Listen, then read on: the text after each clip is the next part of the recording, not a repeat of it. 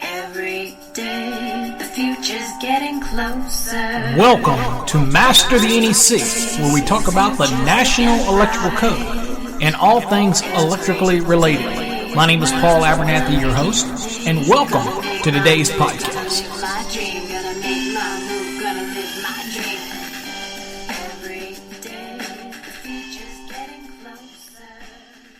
Well, hello everybody. Welcome to another episode of Master the NEC, where we talk about the National Electrical Code and all things electrically related. My name is Paul Abernathy, your host. Welcome to our podcast.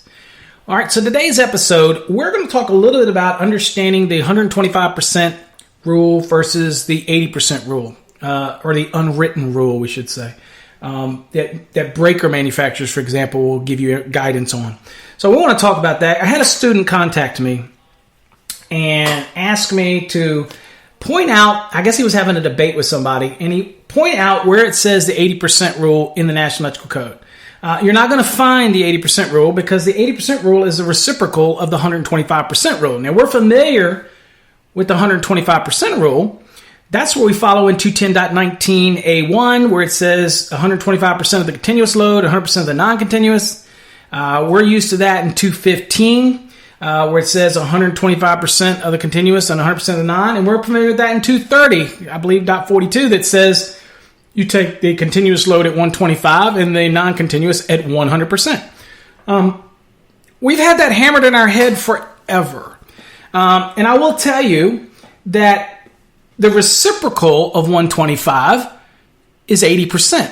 So depending on which math you're doing and where you're starting and what kind of things are given to you, I can use 80% to solve the equation or 125 to solve the equation.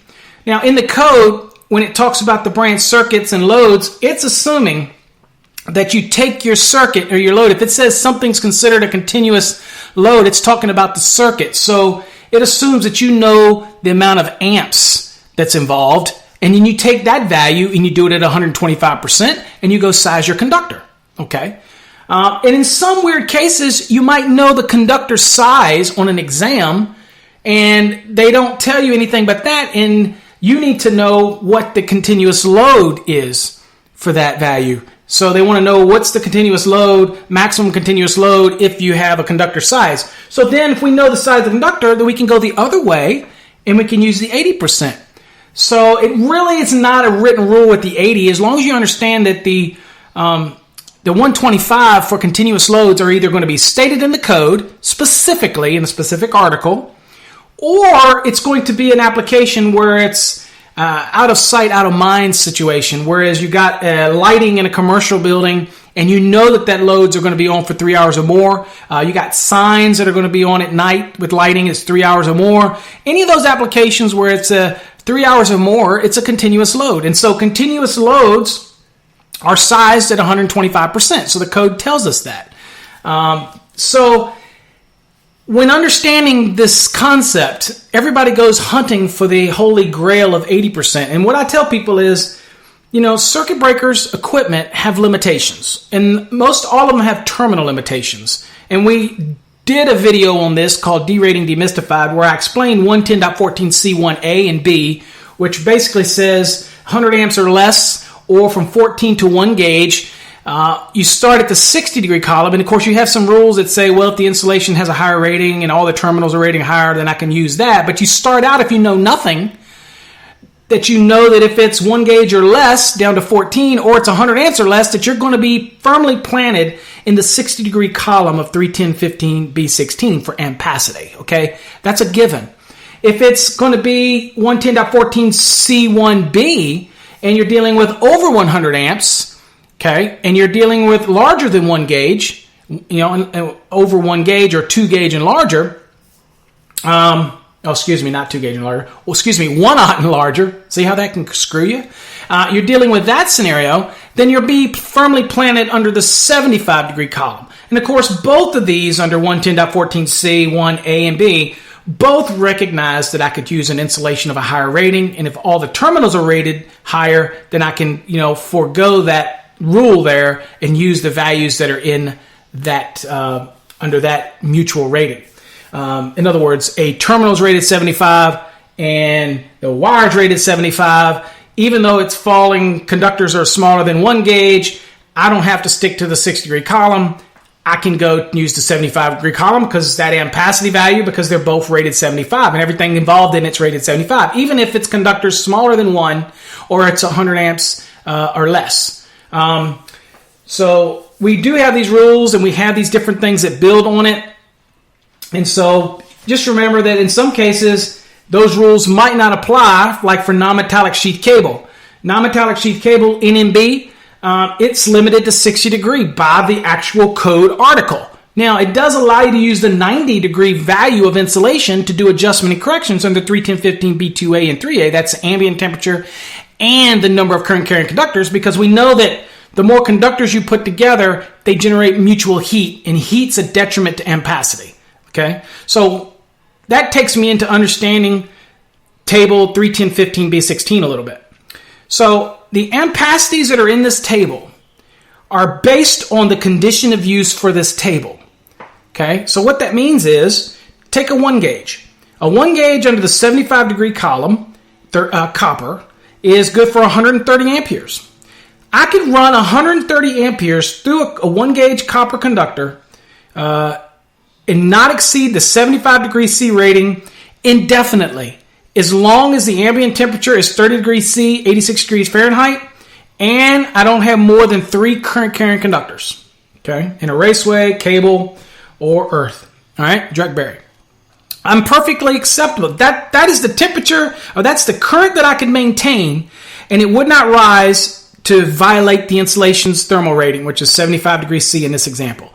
But conditions of use in the real world always change this table. So this table is where we start, understanding that in the real world, it's not everything is 30 degrees C or 86 degrees Fahrenheit. It's going to have occasions where it's more than 3 current carrying conductors. So this is where we always start, but it doesn't necessarily mean what that conductor would be good for in ampacity terms after we apply adjustment and corrections.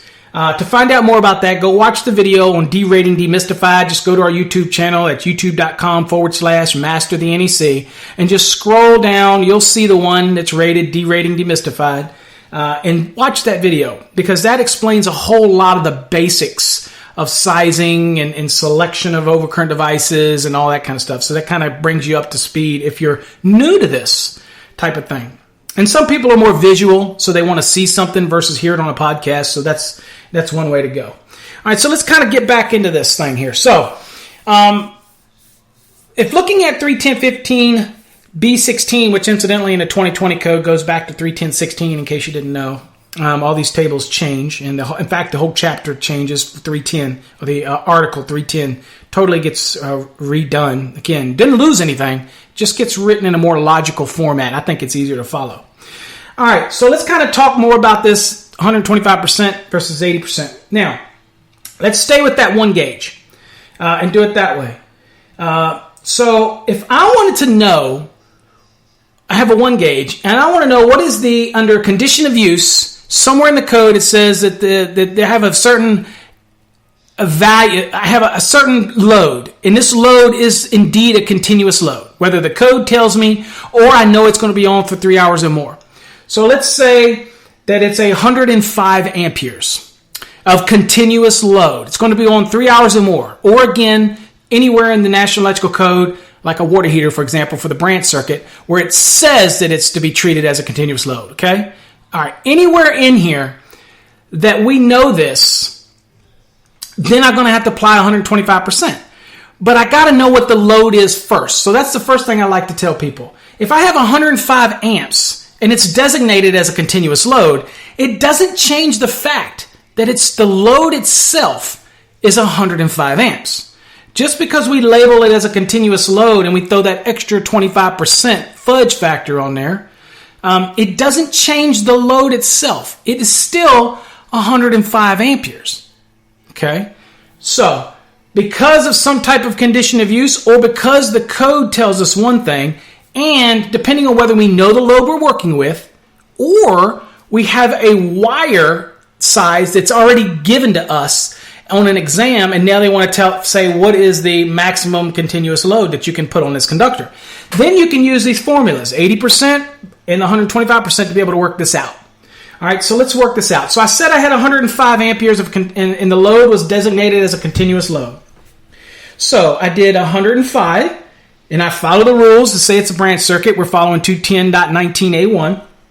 I take 105 times 1.25 because it is designated as a continuous load. And that's 131.25 amperes. Okay? So that is my load. So logically, I'm at this point, if I'm just talking conductors, I'm going to go to 31015B16 to make sure that I select a conductor that can handle 131.25 amperes. All right? So when I go to the table, and again, my limitations will be terminals, 75 degrees C. If I was using 9-degree rated insulation and I needed to have an adjustment and correction, then I could go to the 90 and make those adjustment and corrections as long as I don't exceed the value that's given me under the 75. All we're using the 90 for when we do adjustment and corrections is to make sure that after we apply these adjustment and corrections that I have a conductor that can actually handle the actual load after we apply all these adjustment and corrections, okay? We're just testing the conductor, all right? You remember, we got that 90 degree, we got that buffer, we got that extra temperature factor.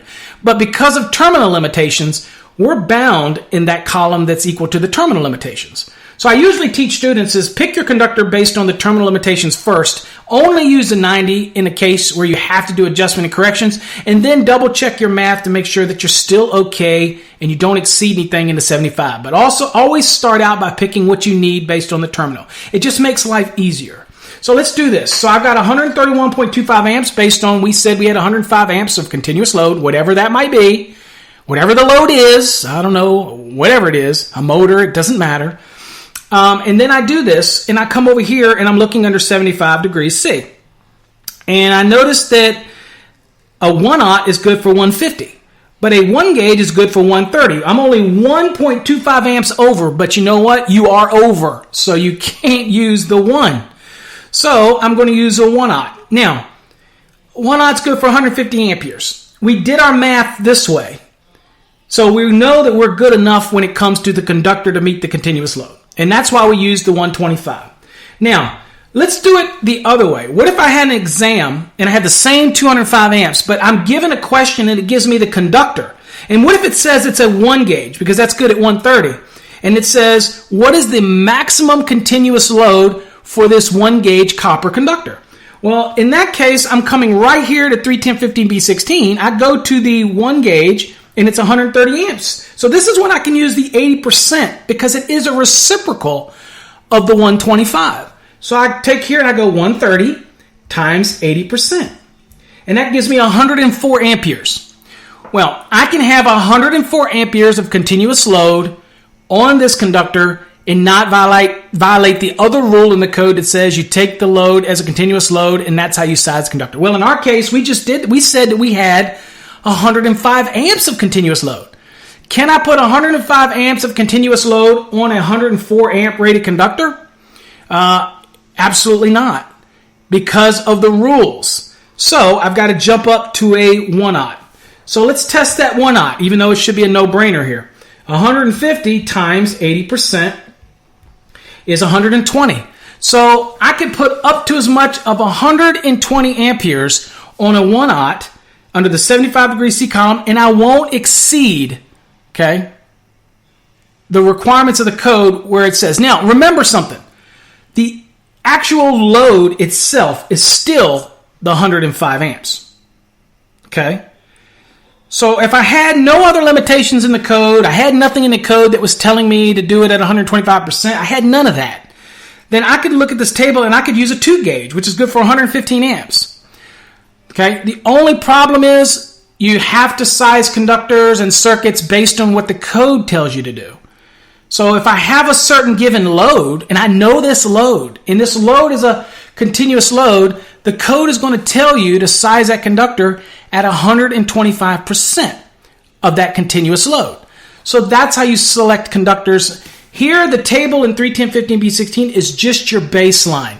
This is kind of the place where you hinge everything on, but you have all these other rules that are going to require you to use things like 125% of continuous load. Now, we use the 80% also in other areas too. So let's shift gears and talk about how most of the manufacturers under 110.3b for like circuit breakers who have limitations want you to use it. Now, it kind of works the same, but let's look at it this way. So I have a circuit breaker. A standard circuit breaker is typically going to be limited to 80% of its rating for continuous loads. Can you get a circuit breaker that's rated 100%? Absolutely. And many of the rules in 210.19a1, 215.3a, I believe, and 230.42, all of those have some kind of allowance in there that says, you know what? If the breaker is rated for 100%, then you don't have to worry about the extra 25%. You take it at 100%, and that breaker can handle 100% of what its rating is. I mean, there are out there. They cost a little more, but they're available.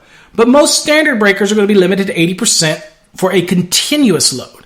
As far as non-continuous loads, that breaker can handle exactly what it's rated for. Okay? Load it up. 20 amp breaker can handle 20 amps if it's not a continuous load.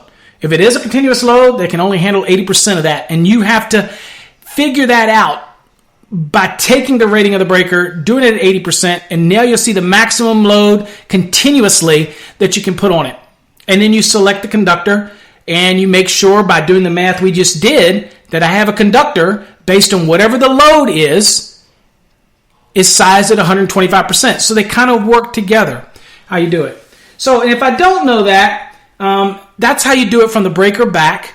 Now, incidentally, if I have a conductor and I size it at 125% and then I choose a breaker, and of course if it doesn't correspond, then 240.4b tells me, as long as it's not over 800 amps, that if it doesn't correspond and I don't meet any of those restrictive caveats that are in 240.4b, then I can go to the next size up as long as I don't exceed it. In other words, if a breaker's not available at whatever the calculation comes out at, then I can go to the next size. So in our case here, we did the 105 amps just to do that. We did the 105 amps and we did, 105 continuous times 1.25, and that's 131. Okay, so if there isn't a 131 breaker available, in fact, there's a 125, but the rules in 240.4b say I can go to the next size as long as I don't exceed it. So in this case, I go up to 150.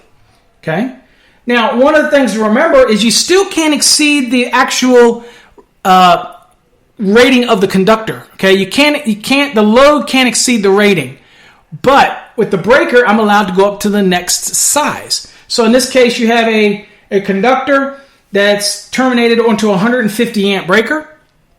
And the continuous load was 105 amps, and the conductor size in our case was a 1/0, which incidentally is still good under 310.15b16 for 150 amps. Okay, so you see how they kind of all works out in how you do the 80% versus the 20. It depends on what you know or what your question is, and I really gear students sometimes to not overthink this and make it more complicated than it needs to be. Look at the question. Define it out and determine, is the question asking me what the maximum continuous load is, yet it gives me a conductor? Or does it give me a breaker and tell me what is the maximum continuous load for a 20 amp breaker, for example? Then I know that I can take that 20 amp breaker times 80%, and I know that 16 amps is the maximum continuous load that I could put on that breaker. Okay?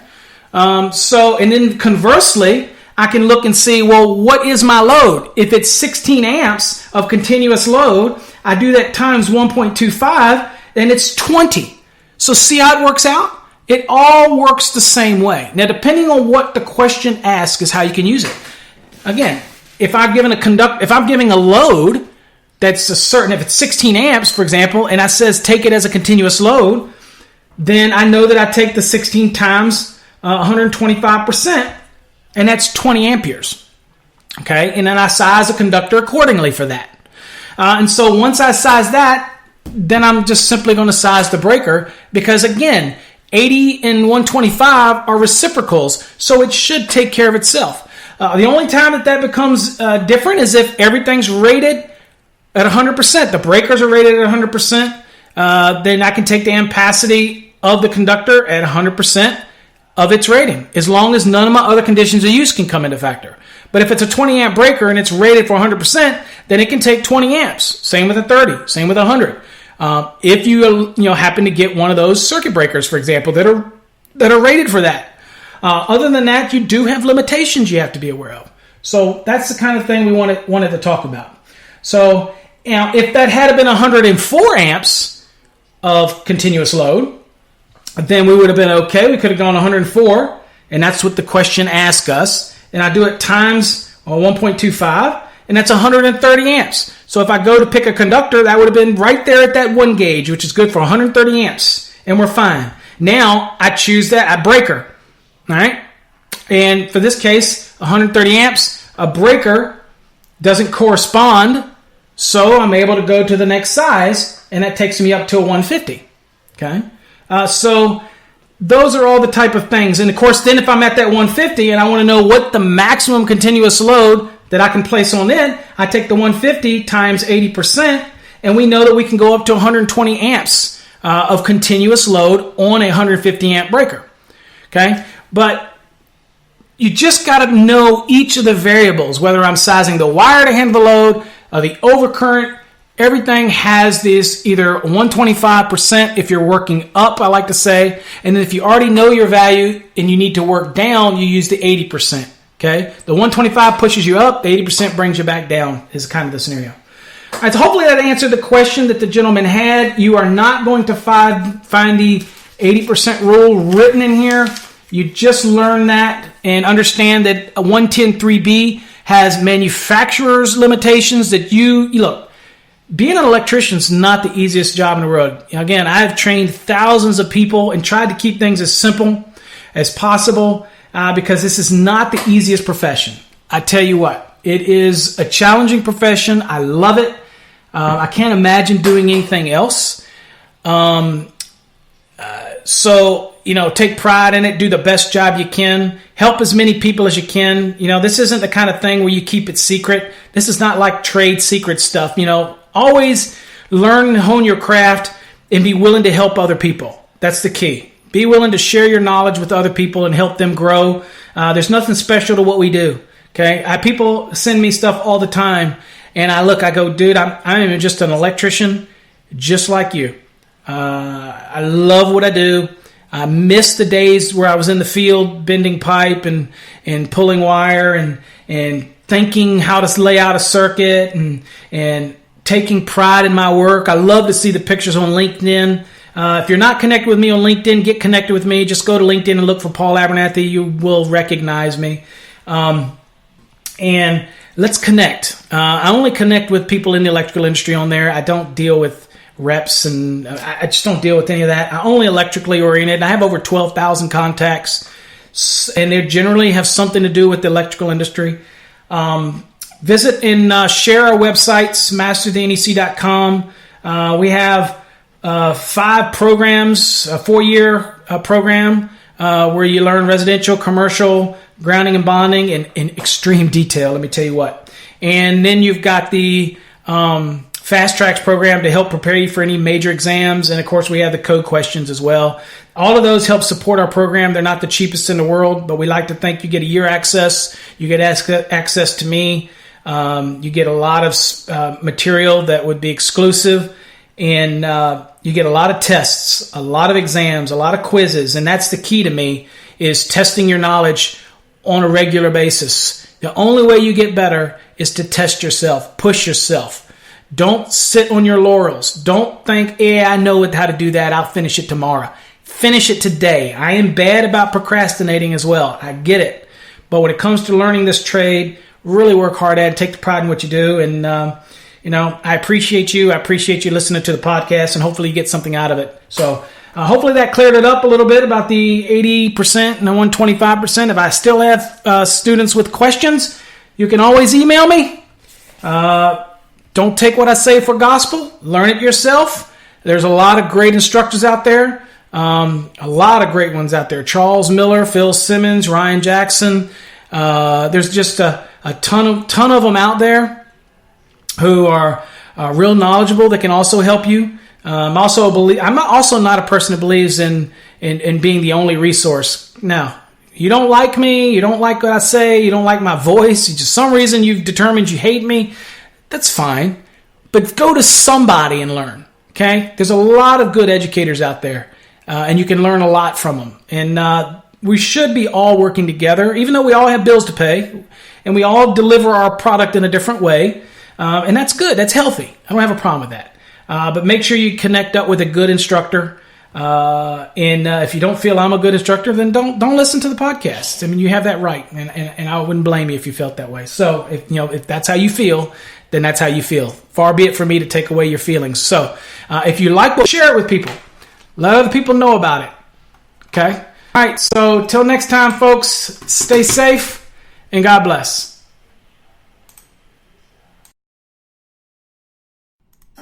Every day the future's getting closer. Every day the future's looking bright. Every day is another beginning.